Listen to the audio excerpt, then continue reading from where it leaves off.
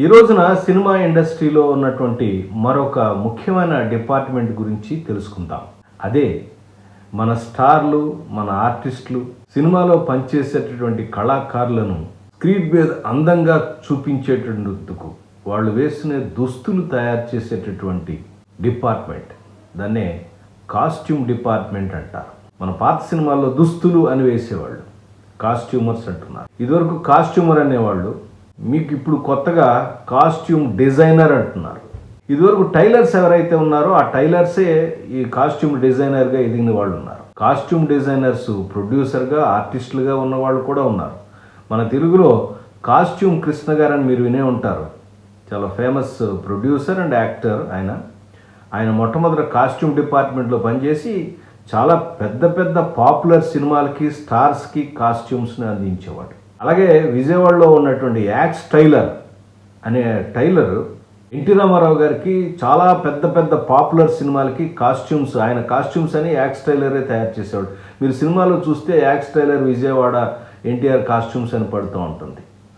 So beginning స్టేజెస్లో ఎవరైతే tailors ఉన్నారో వాళ్ళే కాస్ట్యూమ్ డిజైనర్స్గా, అంటే రకరకాల ఫారిన్ మ్యాగజైన్స్, వేరియస్ సోర్సెస్ని, వాళ్ళకున్న తెలివితేటల్ని, తర్వాత దర్శకత్వ శాఖతోనూ, తర్వాత కెమెరా డిపార్ట్మెంట్తో, మిగతా శాఖలతో కొలాబరేట్ అయ్యి డిస్కస్ చేసుకుని ఎట్లాంటి డ్రెస్సులు వేస్తే బాగుంటుంది, ఎలాంటి కాస్ట్యూమ్స్ వేస్తే బాగుంటుంది అనే విషయాన్ని పూర్వకాలంలో బాగా డిస్కస్ చేసేవాళ్ళు.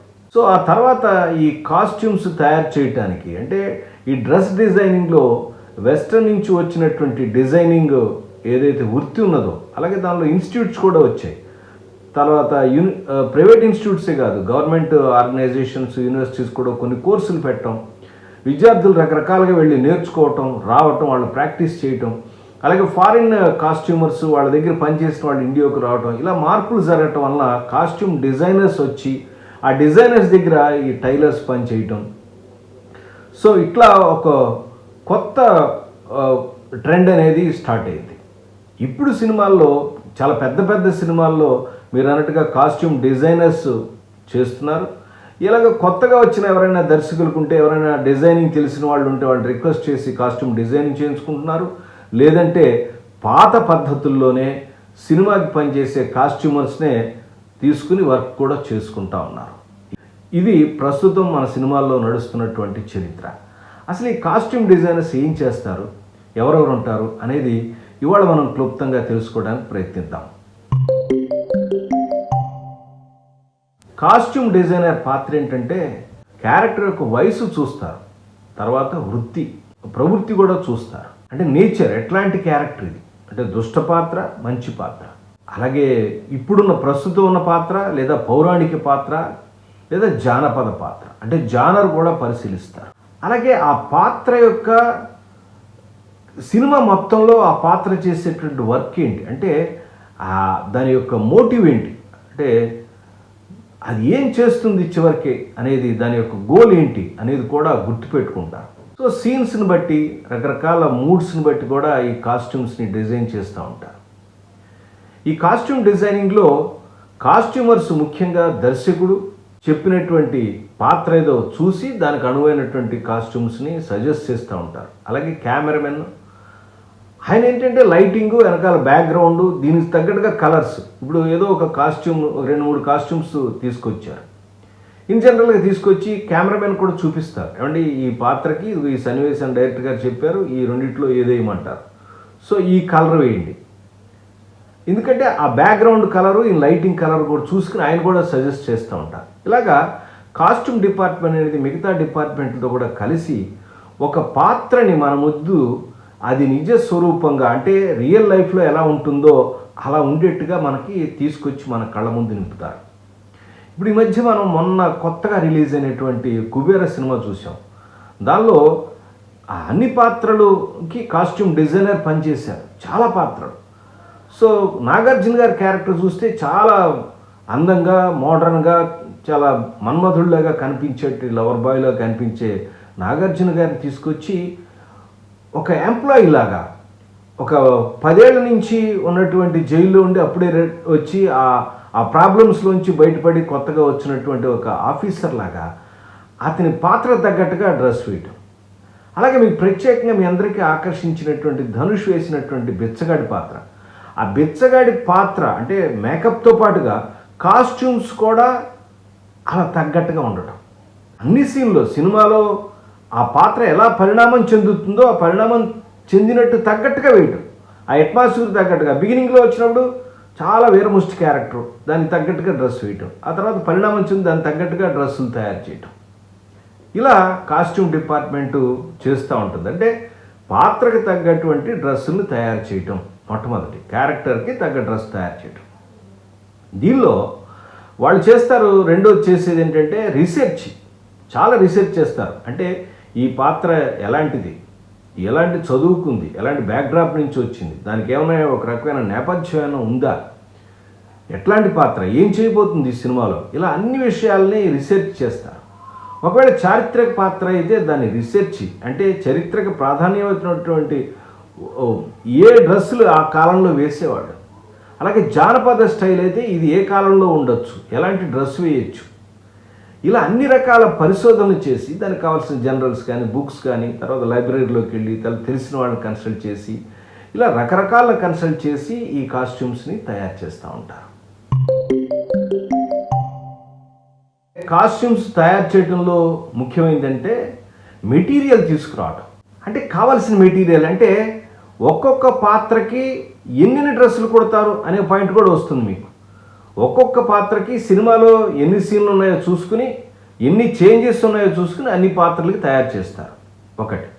రెండోది, సినిమాలో ఎన్ని క్యారెక్టర్లు ఉంటే అన్ని క్యారెక్టర్లకి తయారు చేస్తారు. అంటే మీరు అడగచ్చు, ఓ సీన్లో 1-2 సీన్లు ఉంటాయండి, దానికి కూడా కాస్ట్యూమ్స్ తయారు చేస్తారా అంటే, ఉంటే రెడీమేడ్ తీసుకొస్తారు, లేదంటే ఆర్టిస్ట్ని తెచ్చుకోమని చెప్తారు. అది ఇంపార్టెంట్ లేకపోతే. కానీ స్పెషల్గా పర్టికులర్గా తయారు చేయాల్సిన కాస్ట్యూమ్ కనుక ఉంటే మాత్రం అది ఆర్టిస్ట్ దగ్గర దొరకదు, జనరల్గా కొనుక్కోవడానికి వీలేదని మాత్రం కాస్ట్యూమ్ డిపార్ట్మెంట్ తయారు చేస్తారు. ప్రధాన పాత్రలు అన్నిటికీ కూడా ఎన్ని సీన్లు ఉన్నాయో చూసుకుని, ఎన్ని చేంజెస్ ఉన్నాయో చూసుకుని, ఏ ఏ సందర్భాల్లో ఇన్ జనరల్గా ఉన్నారా, మార్నింగ్ టైం ఉన్నారా, తర్వాత ఆఫీస్కి వెళ్తున్నారా, తర్వాత పెళ్ళి ఏమైనా ఉందా, లేదా హోమాలు గిమాలు ఏంటి ఏమైనా చేస్తున్నారా, లేదా చావుకి మేళానికి వెళ్తున్నారా, తర్వాత దేవాలయానికి వెళ్తున్నారా, ఇలా నైట్ టైమా, పొద్దున్నేనా, ఎట్లా ఉన్నారు, ఇలా రకరకాల టైంను బట్టి మూడ్ను బట్టి కాస్ట్యూమ్స్ మారుతూ ఉంటాయి సినిమాలో. దాన్ని అర్థం చేసుకుని ఈ కాస్ట్యూమర్స్ తయారు చేస్తారు. సరే, తగ్గట్టుగా మెటీరియల్ కూడా కొనాలి. ఆ మెటీరియల్ని కూడా చూసుకుని, మెటీరియల్ అంటే ఏముంటుంది సార్, ఇప్పుడు మామూలుగా రెడీమేడ్ కొనే కాస్ట్యూమ్స్ మెటీరియల్ ఉండబోవచ్చు కానీ చారిత్రకమైన పాత్రలు తయారు చేసేటప్పుడు లేదా పౌరాణిక పాత్రలు తయారు చేసేటప్పుడు ఆ పీరియడ్కి తగ్గ మెటీరియల్ని మనం ఉపయోగించాలి. సపోజ్ ఫర్ ఎగ్జాంపుల్ చాలా ఒక 200-300 ఏళ్ల కింద, ఒక 100 సంవత్సరాల కింద జరిగే కథ ఉంటుంది. అప్పుడు మనం కాస్ట్యూమ్స్ అని కూడా టెర్లిన్ కాస్ట్లు వేసుకున్నారండి. ఇది ఎప్పుడు వచ్చిందండి? ఆ ఫ్రెంచ్ విప్లవం తర్వాత ఎప్పుడైతే వచ్చిందో, ఈ పారిశ్రామిక విప్లవం వచ్చిన తర్వాతే ఈ కాస్ట్యూమ్స్ ఇట్లాంటి టెర్లిన్ లాంటివి తయారు చేయడం స్టార్ట్ అయింది. కాబట్టి అప్పుడు లేవు. కాబట్టి అప్పుడు ఏమి ఉండి ఉంటాయి, ఎలాంటివి ఉండి ఉంటాయి ఊహించి లేదా రీసెర్చ్ చేసి వీళ్ళు తయారు చేస్తారు. అలాగే లోకల్గా మెటీరియల్ కూడా ఎక్కడెక్కడ దొరుకుతుంది. ఒక్కొక్క రకమైన కాస్ట్యూమ్స్ తయారు చేయడం బోల్డ్ మెటీరియల్ ఉపయోగించాల్సి ఉంటుంది. మీరు చూసే ఉంటారు, ఈ మధ్యకాలంలో బాహుబలి అనే సినిమాలో కాస్ట్యూమ్స్ చేశారు. దానిలో అది ఒక ఫోక్లోర్ డ్రామా. ఆ ఫోక్లోర్ డ్రామా రకరకాల పాత్రలు ఉన్నాయి. దానిలో కాలకేయులు ఉన్నారు, రాజులు ఉన్నారు, ప్రజలు ఉన్నారు, ఇలా బోల్డ్ మంది ఉన్నారు. వీళ్ళకి తగ్గట్టుగా డిఫరెంట్ మెటీరియల్ తీసుకురావాలి. ఈ మెటీరియల్ అన్నీ ఒకే చోట దొరుకుతాయా, వీళ్ళు రీసెర్చ్ చేసి ఎక్కడెక్కడ ఊళ్ళో ఎక్కడెక్కడ దొరుకుతాయో తీసుకొచ్చి ఏ ఏ పాత్రలకు ఎలా వాడాలో అన్నీ కూడా దానిలో వాడుతూ ఉంటారు. ఇది చాలా ఇంపార్టెంట్. అదేవిధంగా కాస్ట్యూమ్ డిపార్ట్మెంట్ చేసేది ఏంటంటే, మరొకటి, కాస్ట్యూమ్ వేసుకున్న తర్వాత, ఒక ఆర్టిస్ట్ వేసుకున్న తర్వాత మళ్ళీ దాన్ని తీసి జాగ్రత్తగా ఎట్లా ఉండాలో అలా పెట్టాలి. దాన్ని జాగ్రత్త పరుస్తారు. ఎందుకని తర్వాత ఏదైనా కంటిన్యూటీ ఉంటే, తర్వాత ఇంకో సీన్ ఉంటుంది, దాన్ని దాచిపెడతారు. లేకపోయినా సరే దాన్ని జాగ్రత్త చేసి పెడతారు. అది అలాగే ఒకవేళ ఏదైనా మన దగ్గర పర్టికులర్గా ఏదైనా ఫైట్ సీక్వెన్స్ కానీ లేదా రక్తం చిందించేది కానీ మరో డూప్ సీక్వెన్సెస్ కానీ ఉన్నప్పుడు 1-2 తయారు చేస్తారు. అంటే డూప్ ఏదైతే ఉంటే అతని యొక్క బాడీ కొలతలు తీసుకుంటారు, ఈ కొలతలు కూడా తీసుకుని దాన్ని తగ్గట్టుగా తయారు చేసి పెడతారు. ఒకటి లేదా ఒక మర్డర్ సీక్వెన్సెస్ ఉన్నాయి, లేదా ఫైటింగ్ సీక్వెన్సెస్ ఉన్నాయి, డూప్కి హీరోకి తయారు చేస్తారు. ఇలా సందర్భాన్ని బట్టి, సీన్ బట్టి ఎన్ని కావాలంటే అన్ని కాస్ట్యూమ్స్ తయారు చేయటం అనేది ముందే తయారు చేసి పెట్టుకుంటారు. అసలు కాస్ట్యూమ్ డిపార్ట్మెంట్ కోసం ఒక వ్యాన్ రన్ అవుతుంటుంది. తర్వాత దాంతో పాటుగా సినిమా ప్రొడక్షన్తో పాటుగా రన్ అవుతూ ఉంటుంది. కొన్ని సందర్భాల్లో ఫస్ట్ షెడ్యూల్ కావాల్సింది తయారు చేసుకుని షూటింగ్ స్టార్ట్ చేసి మళ్ళీ సెట్లోనే కూర్చుని అప్పటికప్పుడు తయారు చేసుకుంటూ కావాలంటే గ్యాప్ టైంలో ఆర్టిస్టులకి ట్రైల్ వేసుకుని చూసుకుని చేసుకుంటూ ఉంటారు. ఇలా నడుస్తూ ఉంటుంది మన కాస్ట్యూమ్ డిపార్ట్మెంట్ అనేది మన సినిమాల్లో. కాస్ట్యూమర్స్ జనరల్గా ఫాలో అయ్యే ప్రిన్సిపల్స్లో మరొక ప్రిన్సిపల్ ఏంటంటే కలర్. అంటే ఒక స్క్రీన్ మీద ఒక 5 ఆర్టిస్టులు ఉన్నారనుకోండి, అందరికీ ఒకే రకమైన కలర్ వేస్తారా అంటే చెప్పలేం. అవసరం అయితే వీళ్ళందరూ ఒకే కలర్ వేసుకుని యూనిఫామ్లో ఉండాలి ఆర్టిస్ట్ అంటే అందరికీ ఒకటే కలర్ వాడతారు. అలాగే లేదు 4 పాత్రలు లేదా 5 పాత్రలు 5 రకరకాల పాత్రలు అంటే ఆ పాత్రల యొక్క మనస్తత్వానికి తగ్గట్టుగా ఏ కలర్స్ అయితే బాగుంటాయో ఆలోచించి చేస్తారు. అంటే కలర్ ప్యాటర్న్ కూడా ఫాలో అవుతారు కాస్ట్యూమ్ డిపార్ట్మెంట్ వాళ్ళు. అంటే మిగతా డిపార్ట్మెంట్ ఫాలో అవ్వరు అంటే ఈ పర్టికులర్ డిపార్ట్మెంట్ గురించి చెప్తున్నాం కూడా మనం ఇట్లా అనుకుంటున్నాం. అలాగే పాత్ర యొక్క స్వభావానికి తగ్గట్టుగా అంటే ఏజ్కి తగ్గట్టుగా కూడా ఇందాక చెప్పుకున్నాం కదా, ఏజ్కి తగ్గట్టుగా కూడా పెట్టుకుంటారు, ఏజ్ రిజెంబుల్ చేసేటట్టుగా. రెండోది అందరూ ఫాలో అయ్యేది ఏంటంటే కాస్ట్యూమర్ ఫాలో అయ్యేది ట్రెండ్ ఏదైతే ఉందో ట్రెండ్ ఫాలో అవుతారు. అంటే ఇప్పుడు బాగా యూత్లో ఏదో ట్రెండ్ ఉంది, ఫ్యాషన్లో వరల్డ్లో ఏదో ట్రెండ్ ఉంది, అది ఫాలో అవుతారు. ఇంకొక అంశం ఏంటంటే కొత్త ట్రెండ్ను కూడా క్రియేట్ చేస్తారు. ఈ సినిమాల్లో అన్ని దీనిలో బాగా కామన్ అయిపోయిందండి మన హీరోకి హీరోయిన్కి, దీన్ని కొత్త రకంగా డిజైన్ చేస్తాను అని ఏం చేస్తారు, వేరియస్ సినిమాల్లో కానీ వేరియస్ మ్యాగజైన్స్లో కానీ వేరియస్ ఇండస్ట్రీస్లో లేదా వేరియస్ కంట్రీస్లో వచ్చిన కొత్త కొత్త డిజైన్స్ ఉంటే దాన్ని కొంచెం మార్పులు చేర్పులు చేసి ఎక్స్పెరిమెంట్ చేసినటువంటి కాస్ట్యూమర్స్ కూడా మన తెలుగు ఇండస్ట్రీలో ఉన్నారు. తెలుగు ఇండస్ట్రీ ఇండియన్ ఇండస్ట్రీలో అన్ని చోట్ల ఉంటారు, మన దగ్గర కూడా ఉన్నారు, ఇప్పుడు కూడా చేస్తున్నారు. అలాగా మీకు ఒక డౌట్ రావచ్చు, సరే ఇలా కాస్ట్యూమ్స్ ఇంతమంది పెట్టుకోలేవు, ఏదో చిన్న సినిమా చేస్తున్నా మనం ఏం చేయాలంటే ఒక కాస్ట్యూమర్ను ఒక కురవాడిని అసిస్టెంట్నో తెలిసినటువంటి డిపార్ట్మెంట్ కురవాడిని ఇద్దరు పెట్టుకొని ఇస్త్రీ చేసేందుకు పెట్టిననుకుంటుని సినిమాని ఆర్టిస్టులు ఎవరి వాళ్ళు డ్రెస్సులు వేసుకోవటం, మీరే కొనుక్కోవటం, డైరెక్టర్ తన తెలివితేటలు ఉపయోగించి కొనుక్కోవటం, ఆర్టిస్టులు వాళ్ళ బట్టలు వేసుకుని ఓన్లీ టెక్స్ట్ మాత్రం మన ఏదో సీన్స్ మాత్రం మనం తీసుకుని మన తెలివితేటలు ఉపయోగించి అడ్జస్ట్ చేసుకోవడమే చిన్న సినిమాలకి. కొంచెం బడ్జెట్ పెట్టగలిగితే మాత్రం ఒక మంచి కాస్ట్యూమర్ని పెట్టుకుని సినిమా తీయటం అనేది మంచి లక్షణం అని నేను చెప్తాను. అసలు ఈ కాస్ట్యూమ్ డిపార్ట్మెంట్ అనేది ఎవరెవరు ఉంటారు? డిజైనర్ ఉంటే ఒక సినిమాకి కాస్ట్యూమ్ డిజైనర్ ఉన్నాడు అనుకోండి, ఆయన డిజైనర్ ఆయన అసిస్టెంట్స్ అండ్ డిపార్ట్మెంట్ వర్క్ చేస్తూ ఉంటుంది. ఎట్ ద సేమ్ టైం సెట్లో కొంతమంది కాస్ట్యూమర్స్ అంటే కాస్ట్యూమ్ తీసుకుని భద్రపరిచే ఒక చీఫ్ ఉంటాడు, దాన్ని ఇస్త్రీ చేస్తుంది కుర్రాడు, తర్వాత మార్చడానికి ఒక అసిస్టెంట్, ఇట్లా ఉంటారు జనాలు. లేదు అలా కాకుండా కాస్ట్యూమరే ఉన్నట్టయితే ఒక కాస్ట్యూమర్ చీఫ్ ఉంటాడు, వాళ్ళ దగ్గర 2-3 అసిస్టెంట్స్ ఉంటారు, తర్వాత ట్రైలర్స్ ఉంటారు. వీళ్ళు తయారు చేస్తారు, మెయిన్ కాస్ట్యూమర్ ఇచ్చిన దాన్ని బట్టి కొలతలను బట్టి తయారు చేసి ఇచ్చుకుంటూ ఉంటారు. ఏదైనా కొత్తగా ఒక పాత్రకి హీరోకి కానీ మెయిన్ క్యారెక్టర్ చేయాలంటే ఆ క్యారెక్టర్కి వాళ్ళ ఇంటికి వెళ్ళి కానీ లేదా ఆఫీస్కి కానీ పిలిచి కొలతలు తీసుకుని ఆ సందర్భానికి తగ్గట్టుగా వీళ్ళు తయారు చేస్తూ ఉంటారు.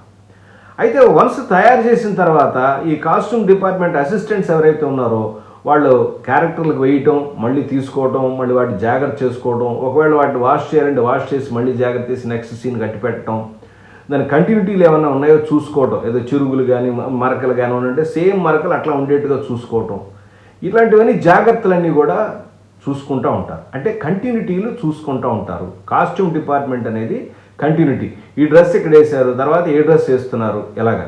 సో ప్రతిరోజు కూడా షూటింగ్ స్టార్ట్ అవ్వగానే ఈ మన అసిస్టెంట్స్ డైరెక్టర్స్ ఎవరైతే ఉన్నారో ఆ కాస్ట్యూమ్ డిపార్ట్మెంట్ చెప్తారు, ఇదిగో ఈ సీన్లో మనం ఈ చేసామంటే దీనికి ఈ డ్రెస్ కంటిన్యూటీ, మీరు ఆ డ్రెస్ వేయాలి, లేదా ఇది ఫ్రెష్ సీన్ అండి కొత్త డ్రెస్ వేయాలి, మీరు అనుకున్నారు కదా ఒకసారి ఆ డ్రెస్సులు పట్టుకురండి, 2 రోజులు పట్టుకొస్తే ఆ కెమెరామెన్ చూపించి ఈ సీన్లో కొత్త డ్రెస్ వాడుతున్నాండి, ఇది వాడచ్చా దీని పద్ధతికి అని చూసి ఓకే చేస్తారు.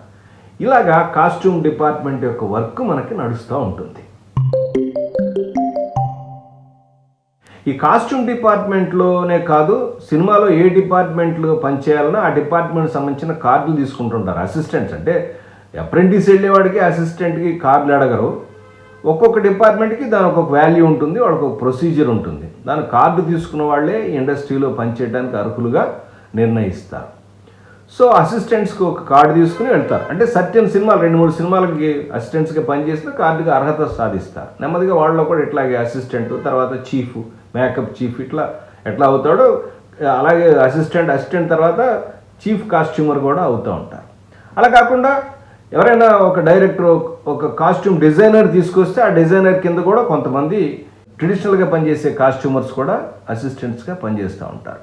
ఇలా సందర్భాన్ని బట్టి సినిమా ఇండస్ట్రీలో వాళ్ళ అవసరాన్ని, చాలా చిన్న సినిమా ఉంది, పెద్ద డిజైనర్లు తీసుకోలేరు, ఎవరో నాకు తెలిసిన ఫ్రెండ్ ఎవరో ఉన్నారు, డిజైనింగ్ చదువుకున్నారు, ఆమెకు లేదా అతనికి ఒక అవకాశం ఇద్దాం అనుకున్నాం, ఏం బాస్ నువ్వు ఇట్లా చేద్దాం అనుకున్న సినిమా నువ్వు డిజైన్ చేయగలవా, నా కొత్త గురువు అంటే నేను చెప్తానని చెప్తే డిజైన్ చేసి కాస్ట్యూమర్ని పెట్టి తయారు చేసుకుని లేదా కొనుక్కోవచ్చు పెడతారు.